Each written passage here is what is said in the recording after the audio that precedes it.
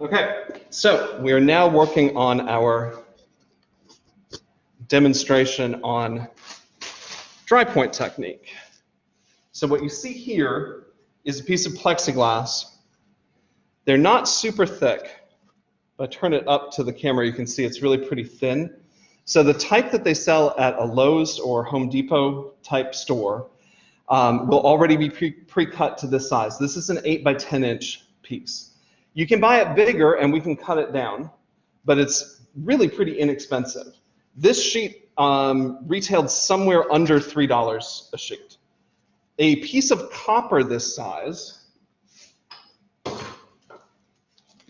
like this, will cost you in the neighborhood of 15 to 20 bucks for the same size. So traditionally we would be using copper, and you're certainly welcome to upgrade to copper if you wish. But plexiglass has a couple of advantages. One, of course, is cost. The other major advantage to me is that it is something that will enable us, even if you are not the world's best drawer, you will still be able to make an image that's very readable because you can use a photograph or a drawing that you can see through the glass as your guide. So let me just give you a quick little demo of how to set up, how to start. First thing you're going to want to do is peel that plastic off, and I don't think I can do that with my gloves on. So I think I need a fingernail to do it. But you should have kind of a plasticky, sticky material on both sides. Get rid of that. That's on there to keep it from getting scratched in shipping, but you don't want to leave it on there while you're working on your image.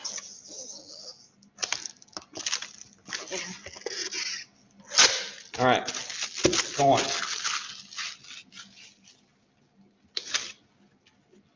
The other thing that we're going to need to do is to remember that the edges on here are absolutely straight up and down flat sides. At this thickness, that's not a huge problem, but if the plate were any thicker than this, or if it were metal, and we put it through the printing press, you could very easily trap the blankets, or even cut the paper along the edge of your plate, because there's a little bit of the material of the plate, whether it's plastic or metal, that sticks up right on that edge. So what we want to do is a process called beveling. And you could do this with a file, but a much easier to use tool is this. I'll put a white background, you can see the tip better. Okay, this is your plumber's de-burring tool. It is literally used for the plumbing industry. The idea is that if you're making copper pipes and cutting them and making them fit together, when you cut the copper, a little bit of metal sticks up around the edge of the cut. So this guy is designed to go inside of a cylindrical shape and allow you to trim that excess metal off. So if we pretend that this is a copper pipe, the idea would be to go around the inside like that and cut off the excess. So printmakers saw this and realized that they could use it to bevel the edges of these plates, which of course are mostly copper as well. We're using plexiglass. So let me show you how this works. You're going to extend your sheet of plexiglass just over the edge of the table. The tool itself spins around, which I think you can see there. And if you look really closely at it, the tip of it is like a little ball. So I want that ball to kind of rest right on the edge of my plexiglass. I also want to make sure that I'm not holding it straight out or straight down, but that I have my hand at a 45-degree angle. I'm going to catch the top edge here. I want to make sure also that I don't have, you see where there's the curve of the tool? I don't want to be touching the plate in the middle of the curve. I really want to keep it right there where the ball is. I'm going to catch that edge, and I'm going to hold my hand at a 45-degree angle and pull toward myself. And you should start to see little curly cues of plastic. There we go. start coming off as we go along here. I would do about 20 passes on each side, all 4 sides.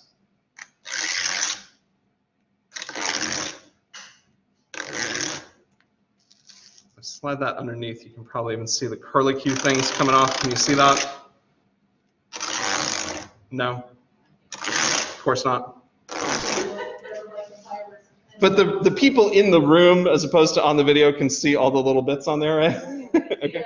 Okay. I went to school to be an artist and an art teacher, not a TV demonstrator. That being said, I am killing it.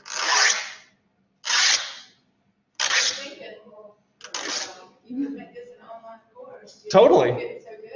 Totally. All right, so not to belabor the point, but you go all the way around. So basically what I've done now is I have a 45-degree angle on all 4 of my edges, which means that the roller mechanism of the press will go up to them, and instead of hitting a flat piece, it's gonna roll up a ramp onto the plate and across. So it makes it print much more easily. It's not going to tear your paper. It's not going to have any of those types of problems. So that is step 1. I personally think it is smart to do all your beveling first. It is going to create a lot of static electricity. It's going to stick to stuff, but it's just little inert pieces of plastic. Okay, so design idea. For your dry point, it needs to be linear, something that has outline, contour, that you can render the values in hatching and cross-hatching. Do you guys know those terms from other art classes? Okay, it's pretty simple. Hatching and cross-hatching is basically this number. That would be hatching. Well, there we go, right? Several parallels, same direction. I can make an area look darker by putting more lines closer together. I can make an area darker by having them cross. So you can still get a wide range of value with this technique. You could do a contour edge to show the edge of a shape.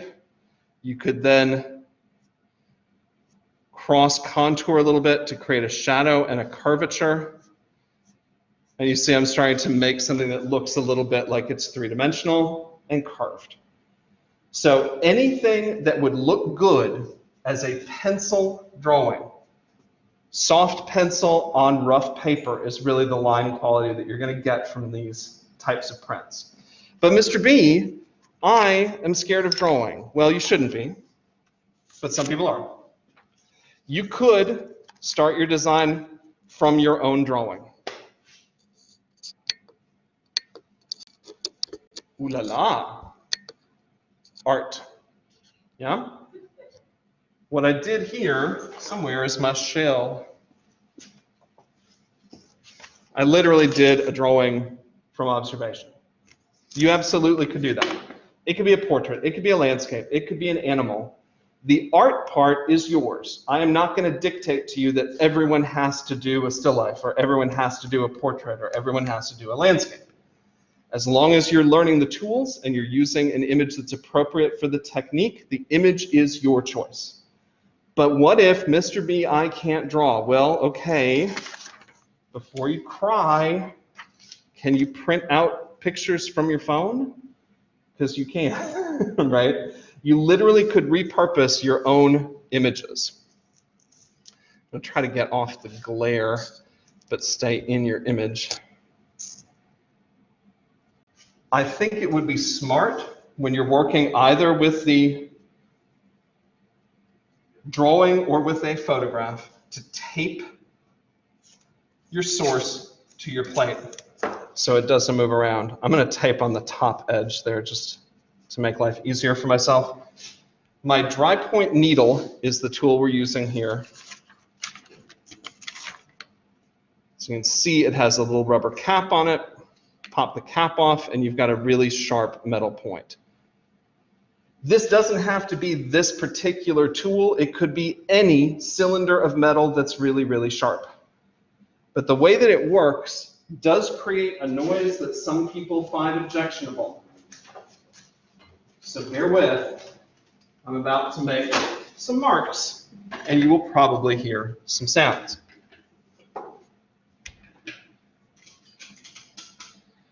Instead of holding it straight up and down, you don't want to do this. Hold the tool at an angle. What it's doing is scratching a line into the plate, and that's where the ink is going to stick. So you can think of this almost like a pen. Everywhere you scratch it, that's where there's going to be a line of ink. But you want to do that on an angle. You can hear the kind of fingernails on the chalkboard sound, yeah? I can go in either direction.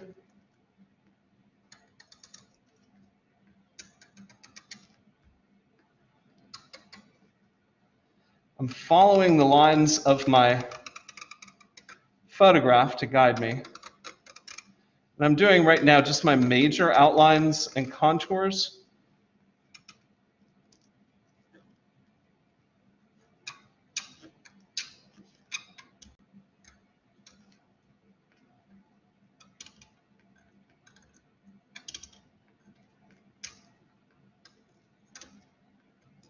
How hard are you having this house?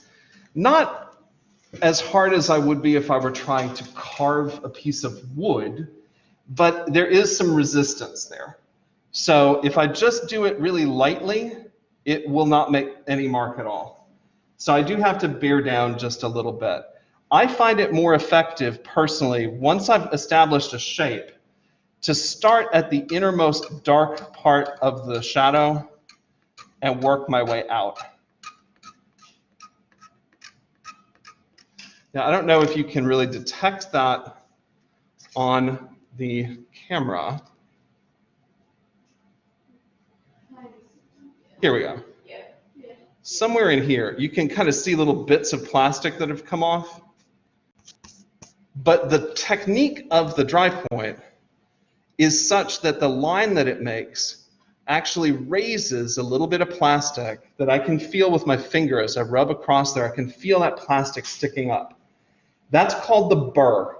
So both the scratched inline and the bit of plastic or metal that's raised to the side, the burr, both of those are holding the ink. If I flip the photo out and we put it against our darker ground,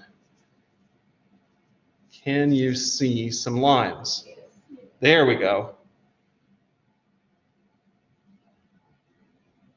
So you can see right in here is going to be an area that's fairly dark, right? And if I flip back to my guide, that area we were just looking at is this shadow right in there. You with me so far? So it's really not that hard once you understand what you're doing. Get the plexiglass, bevel the edges, get the appropriate image, tape it in place, and then you're going to town hatching and cross-hatching with your dry point needle. Everybody clear on that bit? Yeah? Okay.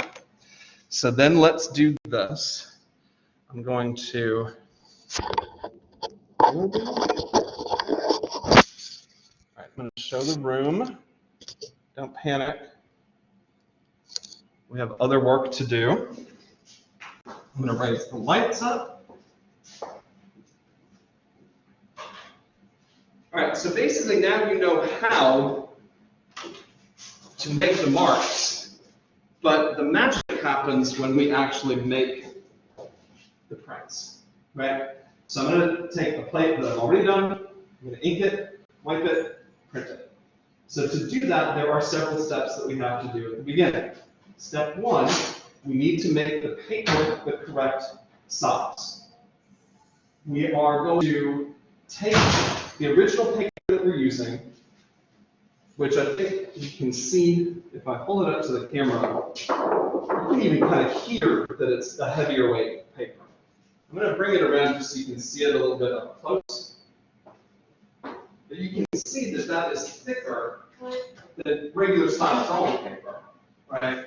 And obviously you can see the edges have that wavering effect that we call the deckle. Right? So you can see it is pretty thick, but it's not as heavy as the paper you might have used for watercolor. Watercolor paper is even stiffer than this.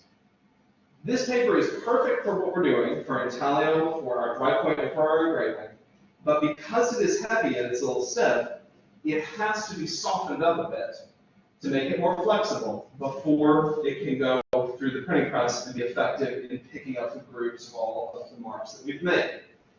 It is essential when you are getting your paper ready that the paper you're doing is bigger than the plate that you're working on. So my plate was 8 by 10.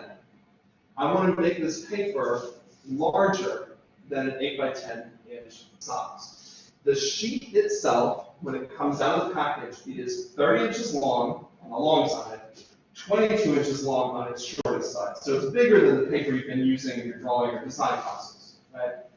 But because it has that deckle, I don't like to take scissors to this, because then you get one edge that's got this nice funky wavering edge and another that looks like it was cut by a machine. So instead of taking scissors to it, we're going to do a technique we call tearing the paper, and that's what I'm going to show you next. Please. That'll help everybody, I hope. All right. Am I visible on screen? Look at that. We might even do this. Get a little closer.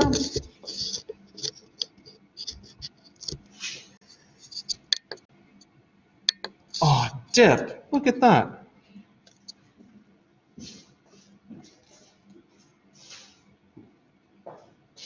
Just from prior experience, I know that these sheets can be torn down into 6 pieces that'll be big enough for what I want to do. To make the tearing easier, I always measure, whether it's on a piece of paper with a deckled edge or a machine cut edge, always measure on the edge of the paper, as opposed to putting the ruler in the middle, because you might get it on a funky line. This is 30 inches wide. So if I mark this piece here at 10 and 20, 30 inches is right there. So that's 3 vertical sections. I'm going to turn the paper around and make those marks again on the opposite long side at the 10-inch mark and the 20-inch mark. You with me so far? That's basic math. If I put the ruler now on here at the marks that I've made, I don't have to take the pencil in there and draw another line and then take scissors to it. I've got all the information I need right here. So let me show you how the tearing works. The ruler's in place. I mash down on it. That's a good southern term, right? Mash down on it with my one hand so it's nice and firm. I'm going to take the opposite hand and tear the paper by pulling it against the ruler in short, sharp jerks. And as I get to where my hand ends, I'm going to kind of shimmy it down, keeping the pressure on there.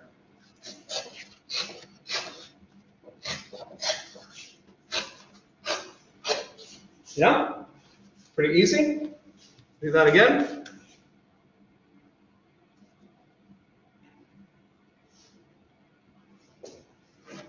Short, sharp jerks.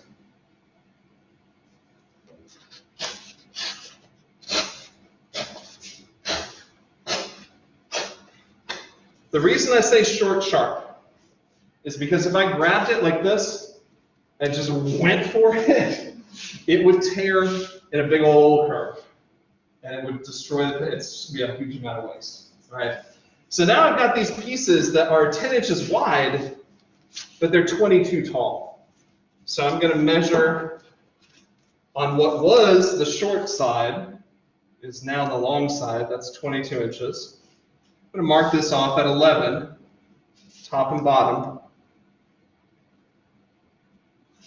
I'm going to tear these one at a time, but leaving this all in a stack.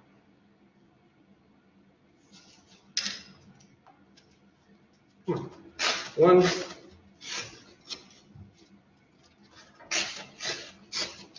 2, 3. Boom. So now those edges have a little bit of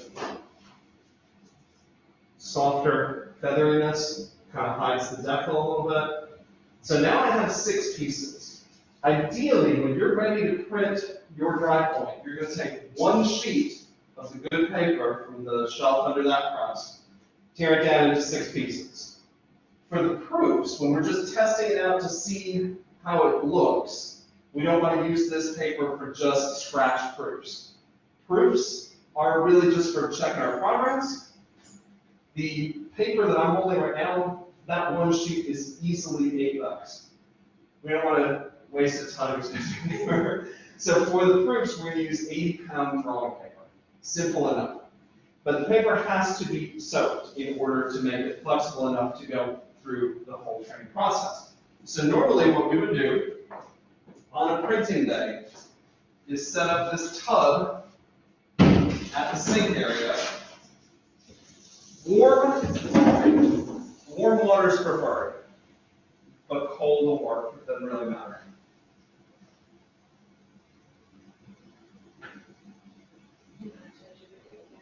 Oh yeah, yeah, that's a good idea. I got nothing to do but wait for water anyway. And I think I can turn off the light. Looky there. That's the same. So, I mean, this is really exciting, right? You've seen people fill pitchers of water at sinks. But the reason the pitcher is here is because we do not have a hose attachment. You don't have to fill it all the way up. I usually like to dump the water at the end of any working day because dust will settle into it, it gets kind of funky. So new water each day is a good idea. The first person who intends to print can be in charge of getting the water ready. Sometimes I will come in all excited to print and I'll get the water going myself. I'm only going to put a couple, 3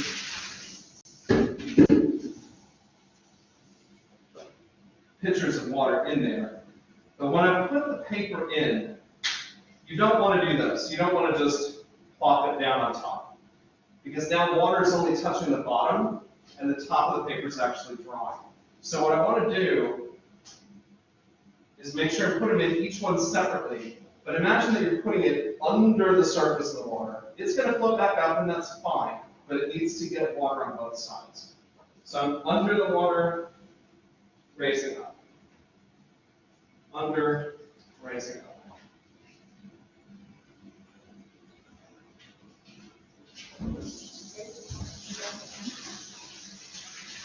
They can touch each other, and that's okay. So several people can have paper in there at the same time. But ideally, with this nice heavyweight paper, we would put the paper in there, warm water, and let it soak for like 20 minutes. We can rush it, though, and do what we call a flash soak. A flash soak is acceptable if you are in a hurry. If you are the only person printing, for instance. Basically what a flash soak means is that it sits in there under the water for a few minutes, then you take it out while it's still wet and run it through the printing press to get the excess moisture off. Normally what you would do though is let it soak 20 minutes, take one piece out at a time and put it in between dry sheets of paper. Put some weight on top and let that press the moisture out. The trick is you want to make sure your paper stays moist because if it air dries, it will get stiff again. The very first time I printed an Italian plate on a printing press, I took all my paper out at once, and I put it in a nice neat stack. And I printed my first one, looked okay, inked the next plate, took the next piece of paper, printed in it, came out light. So I put more ink and more pressure, and the third one came out lighter still, and the fourth lighter and the fifth lighter, and I kept adding more ink and more pressure. The trick is that the paper was drying out. So it needs to stay moist. So in an ideal setting, what I would do is soak all your paper, time it at least 15 to 20 minutes. When you take it out, take them all at once, put them in between dry sheets, put a piece of wood on top for some weight and let it sit. don't take them out of that situation until you're ready to print. And that way they'll stay moist. Does that make sense, Jim? It's pretty easy. If you're going to take a piece of paper out, take it, and I know this seems silly, but it's important. Take it by a corner and hold it like a diamond.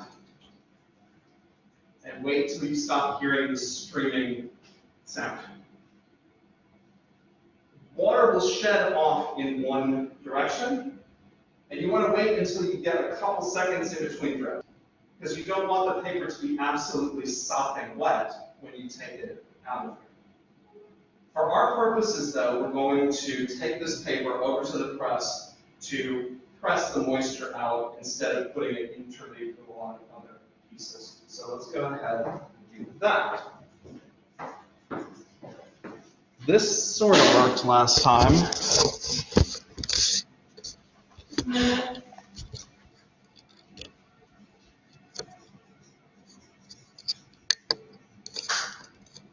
There we go.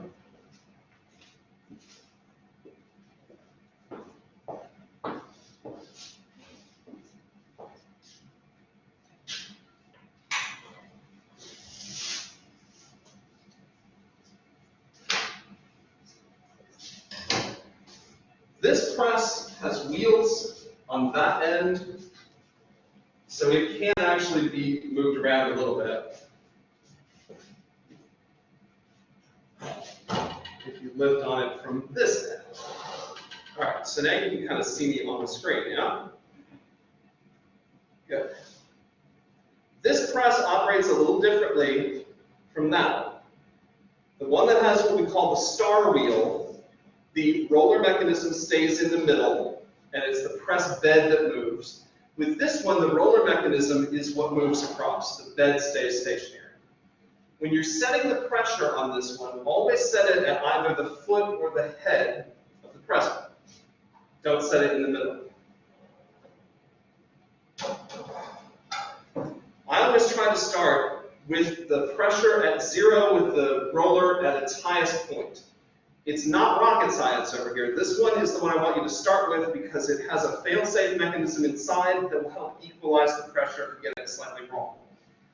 This one is all about 2 rules. Left is loose, right is tight. So if I go to the left, it's going to lower the pressure, it's going to raise the roller mechanism. To lower it down to the table and tighten the pressure, I have to go to the right. So right, tight. Easy? This is the tricky bit. I don't like to look at my hands when I'm doing this because I will inevitably get stuck on one and go faster on that hand. So it's dumb, but I will stare off into space to try to do this at the same pace. Ooh.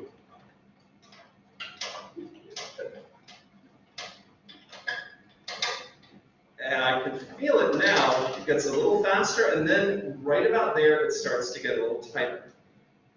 I've used this press a lot, so I can kind of tell by feel, but you'll notice when it starts to get tight. At that point, take a look here. There are 2 gauges. This one tells you how high off of the press table or press bed you actually are. Because of the blankets, this will not be at 0. It should be about 3 little tick marks up from the bottom, about 3/16 of an inch, which that is, dead on. I'm going to check it on the other side. I'm going to go all the way around to do that, so I don't choke myself. And it's good here too. Now we worry about the pressure. You do the pressure one at a time.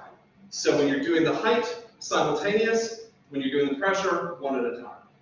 As I'm turning this, again, still to the right, I'm looking at the gauge below it, and I want this to be right at 4.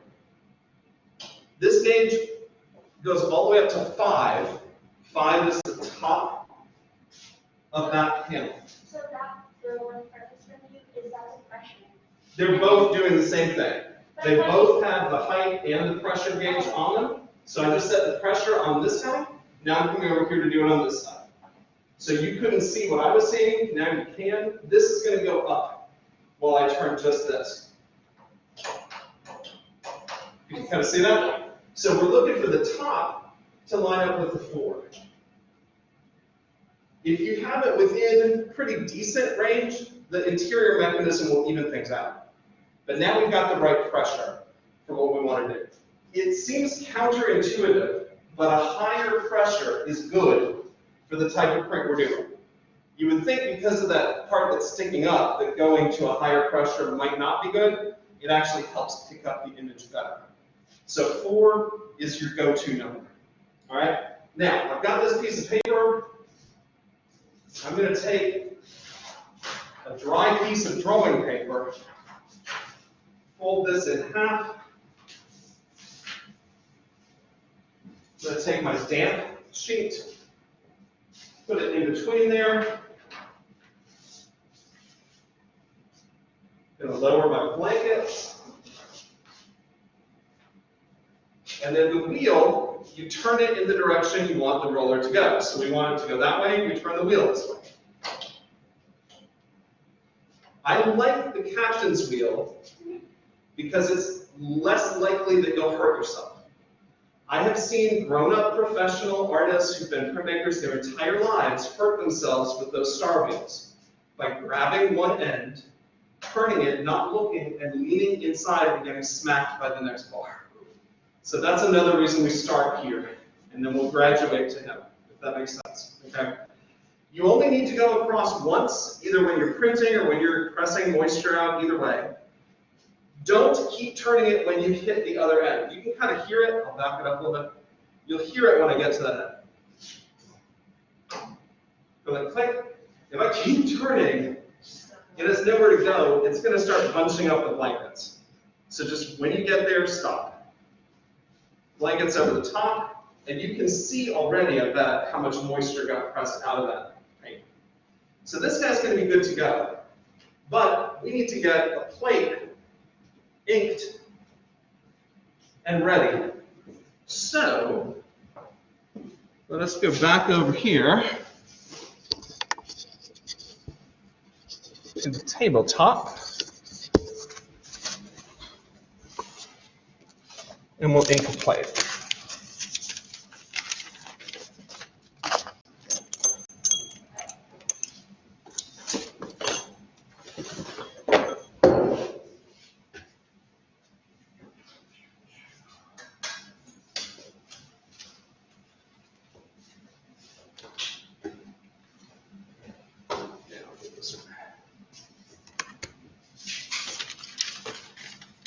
Always when you're inking, put some newsprint down on the table, because otherwise you are going to be cleaning forever.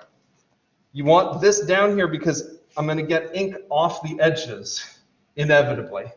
So rather than have it be all over your work surface, you want to make sure you're working on something similar to this. Okay. The type of ink that we're using, the brand that I purchased for the classroom is called AKUA.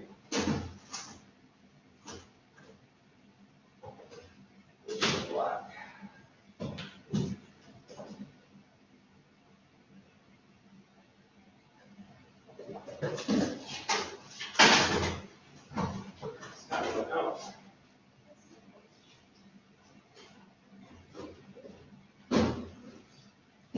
Okay, let's go with green. Why not? Mix it up.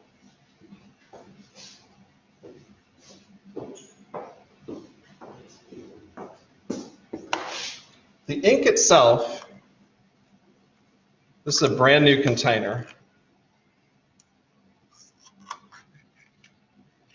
is kind of liquidy. This has been sitting since last semester, so it has settled a little bit. But can you see how it's kind of shiny, kind of runny in there? We're going to use an ink knife or a spatula to mix it up.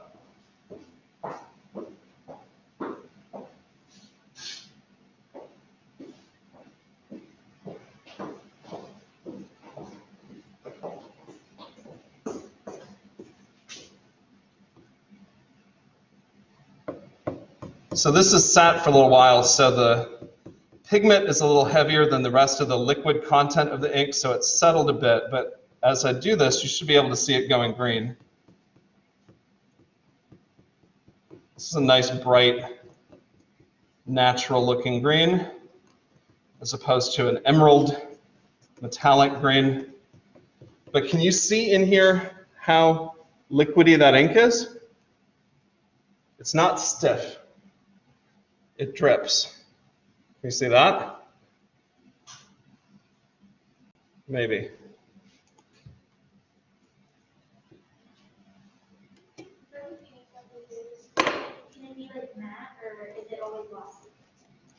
It's going to be essentially matte when it prints.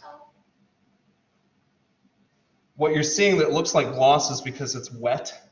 It's really shiny because it's wet. I don't know if you can really tell on the screen, but you guys can see it in person that it's really drippy, all right? I don't need a lot of ink.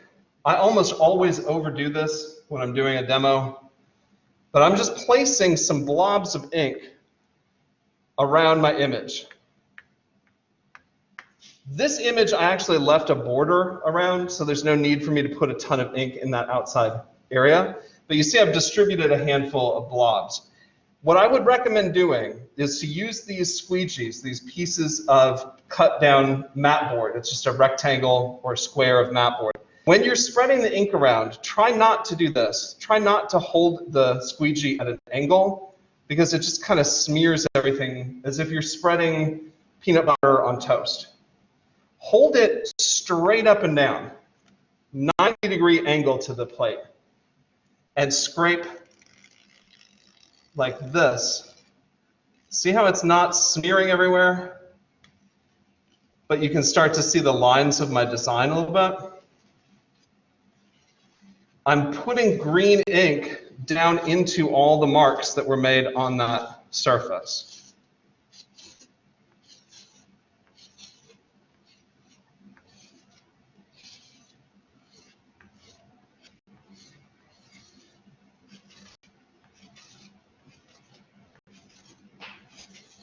It's a pretty small image,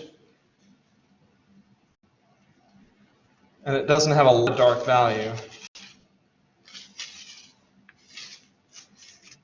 I can repurpose that excess a little bit. But we have tons of ink, so don't worry about saving lots of ink. Can you see, if I hold it up to the camera maybe? No. We put it against black maybe? There we go. Can you see the green?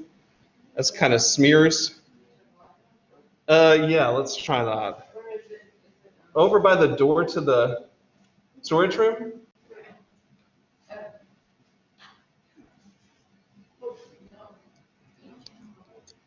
I'm trying to, but I have ink all over my hands. I don't want to touch it too much. Yeah, you're right. Aha, you're right. Okay. Can you see how it's kind of smeary? There's still some ink on there. If I get closer, you can see that there's ink that still needs to be wiped, obviously, across that surface. So that's what's going to happen next. So to do the wiping, you're going to use what we call tarlatan. Tarlatan is just cheesecloth. And I'm going to use some pieces that have already been used for yellow and green colored ink. I'm basically making a little wiping system here. I'm going to take a piece of newsprint, wad it up. I'm going to put that inside one piece of tarlatan to act kind of like an absorbent interior core. I'm going to take a second piece that's bigger and wrap it around the outside. Bang it on the table a couple, 3 times to make it flat. And then I'm going to wipe in circular motions, generally from the center outward.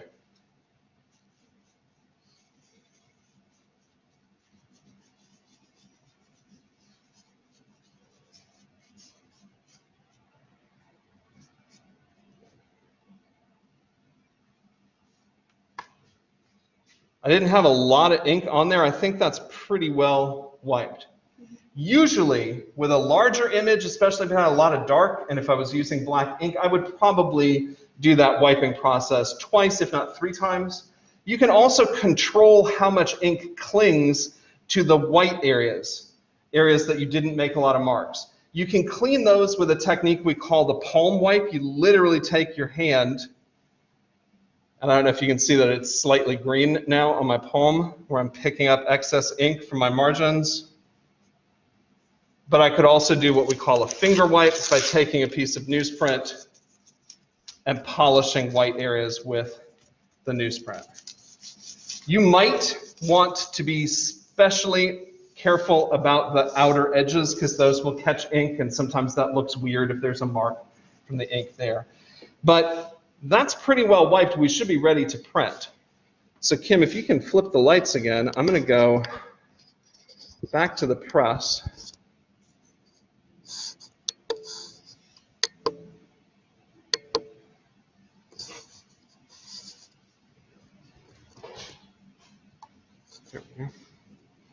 The way this is going to work, really the first step, is wash your hands. I've got ink all over this. Right? This is a really easy thing to forget, and it will irritate you and then the person who has to come after you. If you've got wet ink on your hands and then it gets onto the blankets, or it gets onto the press, or onto the wheel, or onto everything else you touch, it's just kind of a pain in the butt.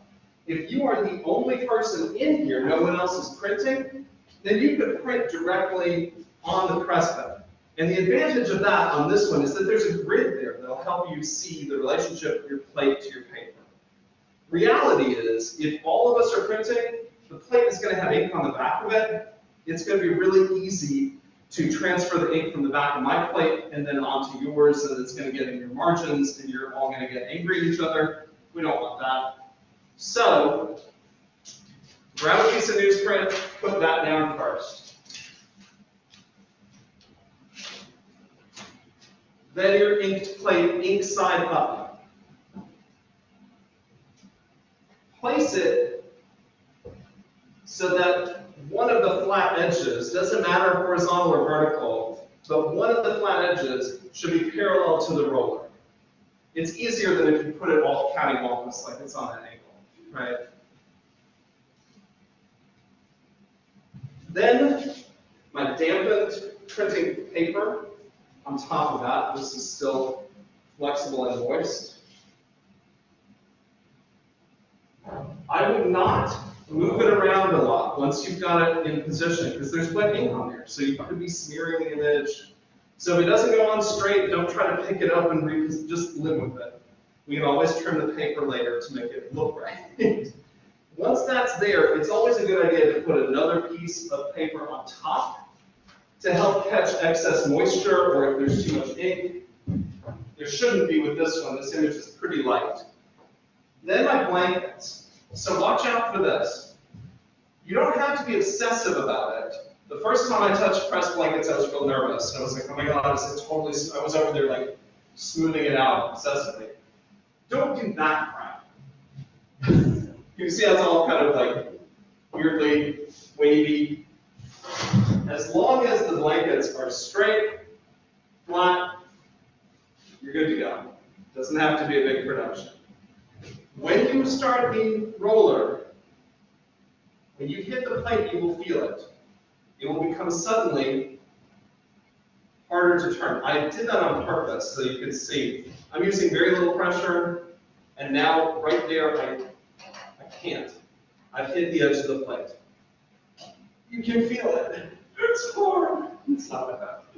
But you'll also probably see it and hear it when I come off the other end. You hear that little pump sound? Go all the way to the end. Stop when you hear the click there. So don't go back and forth. No parking on the dance floor. Commit to it. Once you start, you go. Flip the blankets up. Can you see how much moisture there still is in that paper? So that's another reason why that vacuum sheet is there. If you look at this, you can see before I even pull it, what we call the plate mark. You see how the paper is like kind of indented where the plate goes. Ah, art. Look at that. That actually put it really nicely. Yeah?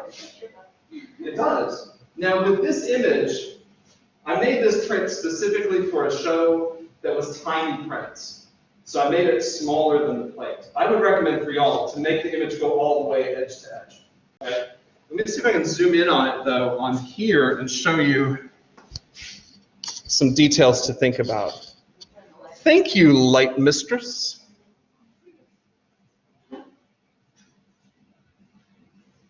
Ooh.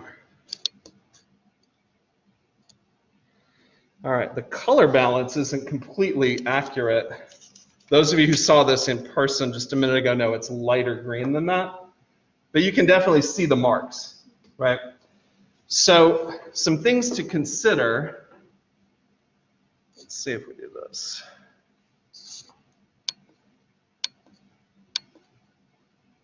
That's a little better color-wise. I'm going to try to zoom in.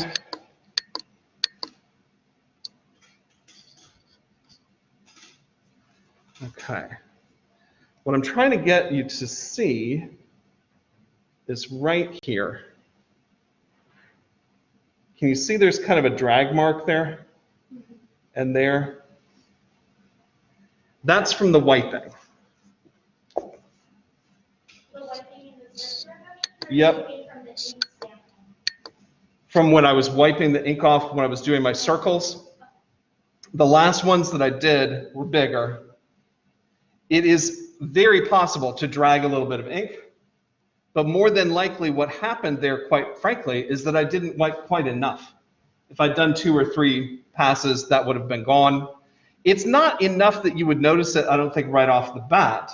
It might not be a deal breaker for you, but what I wanted you to be aware of is that ink will stick to the white areas if you don't wipe it as carefully. You can definitely see that here too, I think, if we come up. Right under this branch. Can you see that? There's a little greeny, ghosty area there.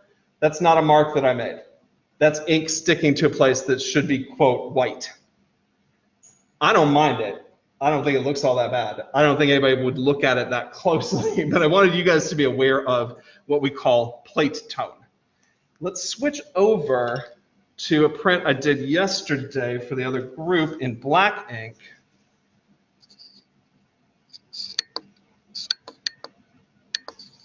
All right, I'm going to try to turn it the right way around. That's a landscape as well. Thank you. I really love this one. This was a vacation with my brother and sister-in-law whose anniversary it is today, weirdly enough.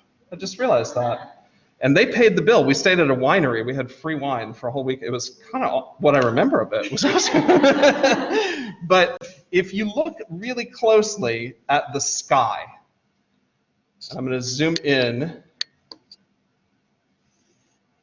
especially the top right corner of sky.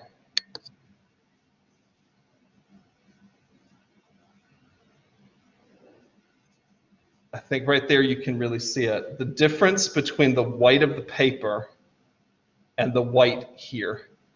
See how that's just got a little bit of value to it, a little bit of color? That's what we call plate tone. So I probably could have done a little more wiping like right in this area. That stuff is ink that kind of pulled away from those lines a little bit. So the issue of plate tone is important for us to consider because you might like the look of it in some places. You might even use it on purpose in some places. When I wiped this for the demo on Monday, I intentionally left plate tone in the trees so that those leaves would have just another level of value. I was hoping that the sky would be a little closer to white. So technically, to me, there's some areas that could have been a little cleaner. That's the kind of game that you're going to be playing with yourself as you start making your prints. right? You'll pull a proof, look at it, and decide, do I want more plate tone, less plate tone? We have every color in the rainbow to work with. So I would recommend doing a single color for this design, but that single color might be green, like I just used, or black, like we used on Monday, but I've got purple, I have 2 different browns, I have 3 different greens, and there's a lot of it. So we can experiment quite a bit with color. But do you sort of understand a little better now what you're getting yourself into, right? It's basically a hatching, cross-hatching line drawing of the subject of your choice that you're making permanently in your printing plate. Then we wipe it, print it, and if it prints the way you want it to, you go right on and do your addition. I could go from this and print another dozen of that image right now today and be done with that project. So what I think we should do, we're just a little bit past the halfway. We can take a quick break at this point. If you have your plexiglass and you have your design idea, I can distribute the Drypoint needles and you can get working. If you don't have an idea yet, you can use the rest of the day to work your ideas out. If you want to work from an image that you have already started maybe in another form, like maybe you have a photograph that you want to use, or maybe you have a drawing in a sketchbook that you would like to use. We can photocopy out of the books so we don't have to tear your books apart. You could trace it from your books. I have tons of tracing paper. If you have something on your camera roll that you want to work from, you can email it to me and I will print that out and you can work from that. So sky's the limit on what you want to do art-wise, but as far as the visual technique, hatching, cross-hatching, line work is the order of the day. Does that all make sense? Great, okay, take a break. For those of you who were not here last time, bathrooms are that way down the hall. They do want us to keep the flow going this way, so if there's a bunch of people in the hallway, go out and come back around. But if there's nobody out there, you can break the rule and go the other direction. Other than that, I'm going to stop the recording. We'll take a break.